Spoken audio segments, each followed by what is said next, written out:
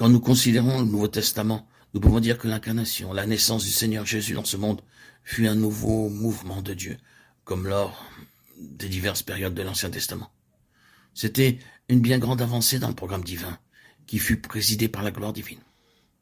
Gloire à Dieu dans les lieux très hauts. Luc 2, 14. Il eut donc encore la gloire au début de ce nouveau et puissant mouvement de Dieu, parce que la finalité de cette incarnation devait être glorieuse. Il est venu pour le rétablissement de la gloire de Dieu sur cette terre.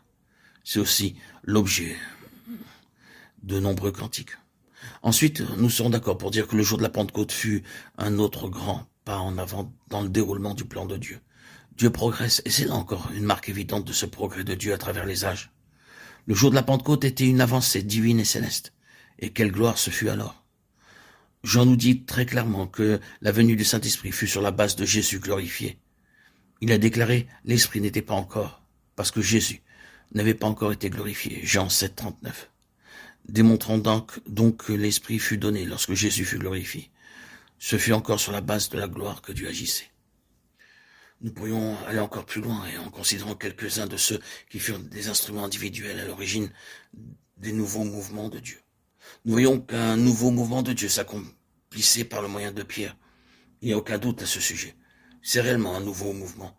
Quoique Paul fût l'apôtre pour les non-juifs, nous devons nous rappeler que Pierre ouvrait la porte de la nouvelle dispensation, à la fois pour les juifs et pour les non-juifs à Jérusalem et à Césarée. C'est un nouveau et puissant mouvement. Et le ministère de Pierre avait été déterminé par cette gloire. Il nous est dit qu'il était avec Jésus sur la sainte montagne et vit sa gloire, de Pierre 1, 16, 18. Cela avait incontestablement impulsé une dynamique formidable dans la vie de Pierre. L'Esprit Saint avait interprété tout cela pour lui le jour de la Pentecôte. Il reçut une nouvelle compréhension de l'Écriture et en saisissant le Seigneur de manière toute nouvelle, le ciel fut ouvert. Ce grand principe de la gloire avait eu une très grande influence sur le ministère et sur l'œuvre afin que Pierre persévère jusqu'au bout. C'est aussi clairement démontré dans le cas de Jean, qui fut avec Jésus si longtemps comme son co-ouvrier et son apôtre, du moins dans Jérusalem. Quand nous considérons le début du livre de l'Apocalypse, une fois encore, nous reconnaissons que nous sommes en présence d'un nouveau mouvement. Un nouveau mouvement pour la restauration de cette gloire tellement obscurcie et si limitée dans les églises au cours de cette période. Le Seigneur vint vers Jean, à Patmos, dans une vision.